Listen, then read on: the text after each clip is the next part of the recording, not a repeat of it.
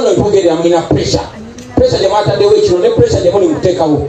Nina essanyu mbategeeza nti ssaawa zino esi gyabadde nkubakama baganda baffe basatu babasesenye.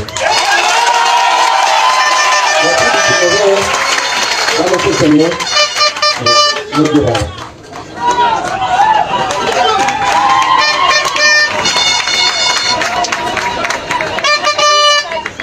Kiyimba Sherifu naye bamusesenye.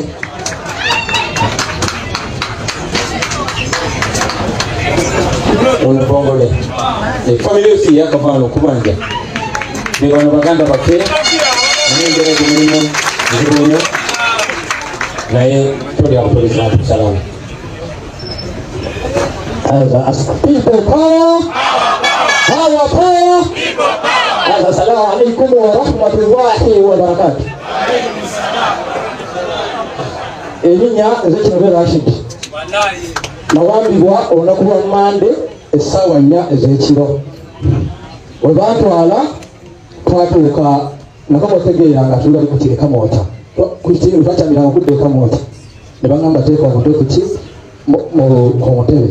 We twatuuka ne baŋŋamba nti gwe oli fuuti soja ne mbagamba ye ndi fuuti soja.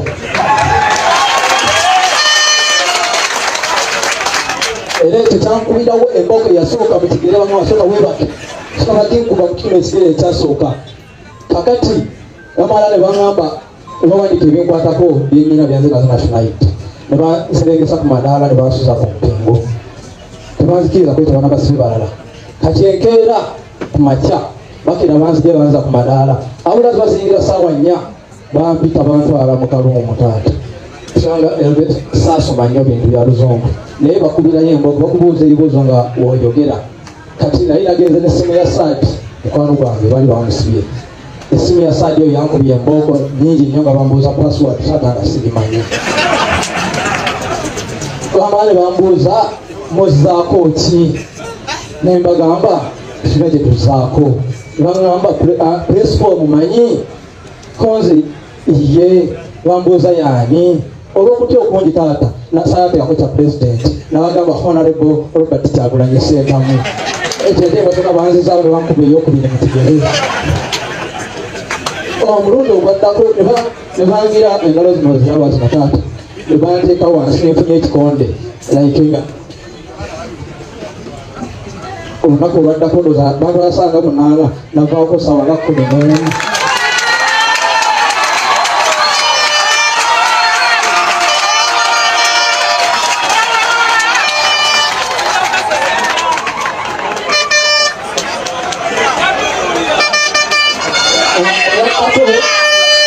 Bakubira ennaku 4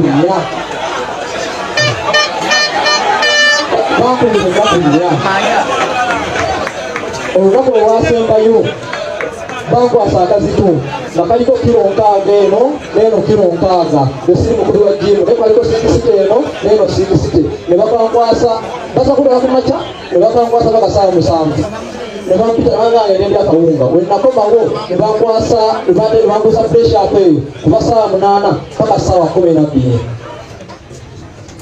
Mubumbebumbe ndowooza byebye basinga okukola naye nga bankuba era wansi w'ekigere waliyo embooko yenyinza okubalagako bataata.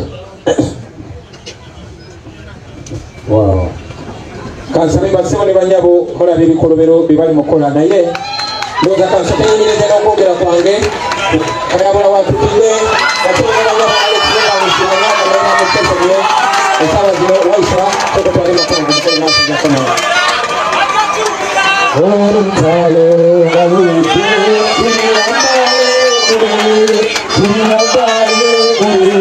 tuliyambale ngule olutalo galuti tuliyambale ngule tulivimba mu Uganda bya tuliyambala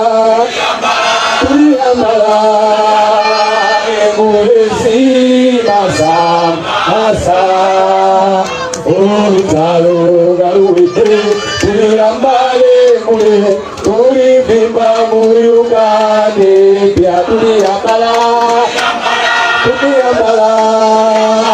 engule zimasa olutalo nga luwedde tuliyambale mule tulivimba mu Uganda empya tuliyambala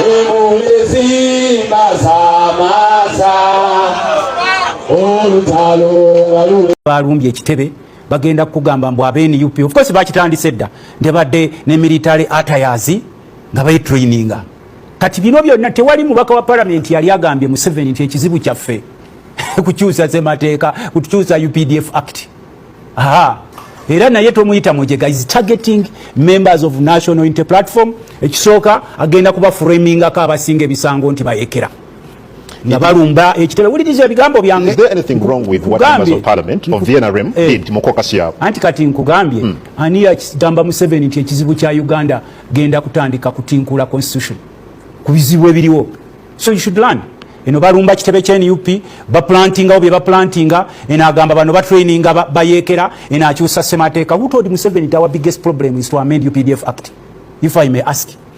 Supreme Court bwebe esazeewo it takes time, it's gradual. But why the rush? Oba yise, oba kunga, oba tuwala mu State House, oba pipira ko, eno lumba bitebe, n'ababiri woto bakkiriza kubeerawo okola buli fujja amajembo no gateeka mu kube na makubo ogazibira abantu mbo yitewo gwe kumala masawa na masawa. Kati you should learn. That's a political question yeri mu diro.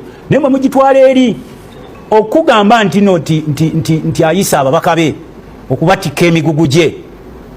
Agenda teba initiated by Baka, initiated by Mr. Museveni because of the panic they are having now. Era ensonga lwaki obalaba kati abayiseri eno balumba kitebe kya NUP eno baleetawo ebibozibozi mbu bano simanyi badde batraining abayekera ena ajerega balamuzi mbwe eggwanga terifugibwa simanyi baloya na balamuzi kakati bwoleeta ebibozi ebyo bwe tubita bibozibozi bikulaga you are panicking era direction gye tulimu we are heading under anarchy. Ekyo twalina okiraba gwengo wa mawulire kakati wano okujja okulumba ekitebe kya NUP ekisooka mwawe mudde kubaka kati tewacha bino bye mwakolanga mu nsiko z'eruwero tuli mu kyasa kya 21 era ne buli yabyeka kompyuta bakulaba we wayise ne wosula mwabadde otaddeko akakokolo but media tewatuusa wakanga bakulaba face yo nga bakujjako kubanga bonna bagenda kubalaba ne sente ze mwabye mwatute kati ne sente nazo zabadde mundu yabuyekera ne t-shirt zabana ze mwatute of course Museveni agamba mu bigambo bye nti is a master of violence. N'atamanya nti there is no monopoly in violence. Bana abantu just babadde bakuuma buntu bulamu. Kati tubadde nga tugamba abantu nti bana abantu tebaggwanga bava mu nsiko ne tebaggwangamu neeyisa ya kiyekera. Baleesa amaje, bagadde amakubo, babbye computer, batutte buli kimu. And I pity these very poor soldiers whom they use. These people have houses in America, have houses in Congo, everywhere. Naye gwe bakozesa gwe bambaze ekikookolo ng'oli bubi. Tosobola kujayo mwana kusoma. Ku NBS TV tugenda kati ku Afro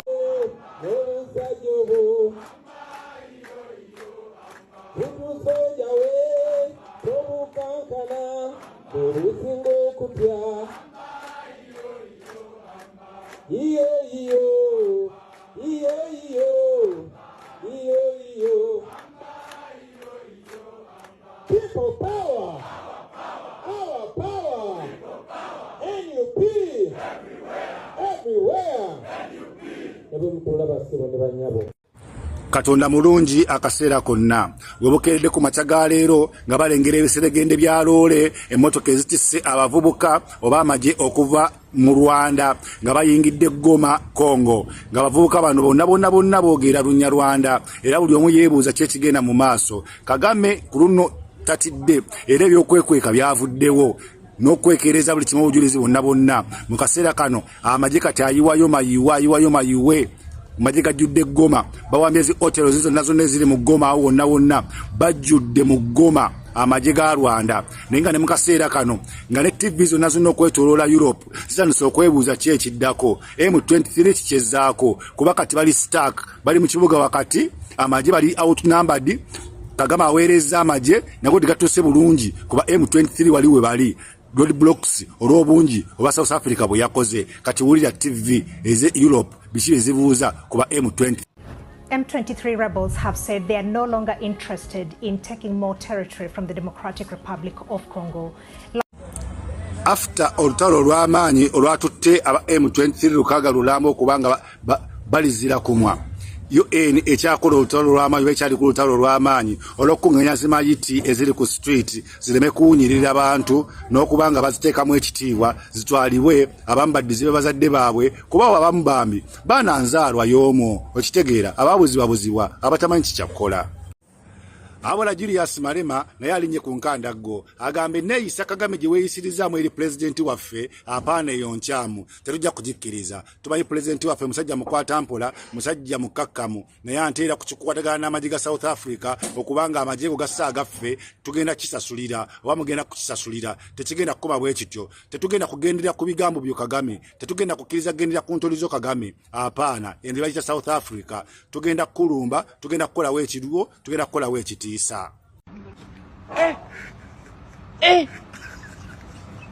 Aujourd'hui aussi c'est un autre jour. Daïla. Le monde part en couille. Non. J'ai du mal à Muvemu embera y'okwekuluntaliza mu butaayi naddala mu abakulembeze ba NUP. Embera y'okwekuluntaliza mu butaayi amwe honorable abalonzi bo bewawamba.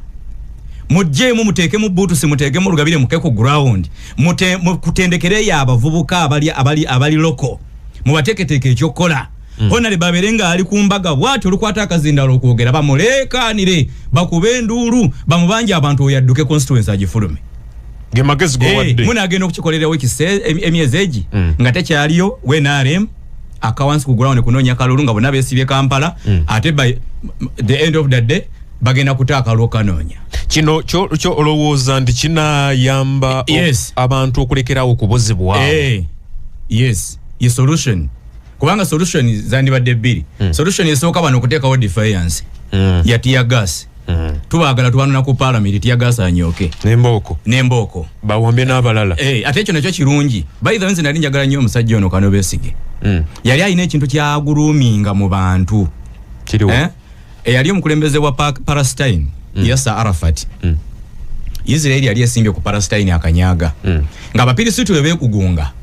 Arafat Israeli ereta tear gas n'amazzi agasiiwa nebajjawo. Yasser Arafat n'agaana nga tunawangula abasajja bantu tusooke tutuule tusalira amagezi tear gas ono n'amazzi be batukuba tukoze tutyo okubigumira. Okulaba nga babikuba tetukyasobola kukola ki bwe babisalira amagezi Israeli negama kati mukube ku nnyama. Yasser Arafat naga kati soke tutuule tulabe bobakuba omuntu omunaafa tukole tutya. Ne baga nti akati bobakuba omunaafa tumukwate tumwambulemu engoye tumuvuge tumwetolooze ekibuga kyonna. Obase ekyo Mungu bw'ataasa ne tutayo mu Yudaaya omu tumukwate tumusibe ku bujipu tumwetolooze ekibuga ekibuga kyonna.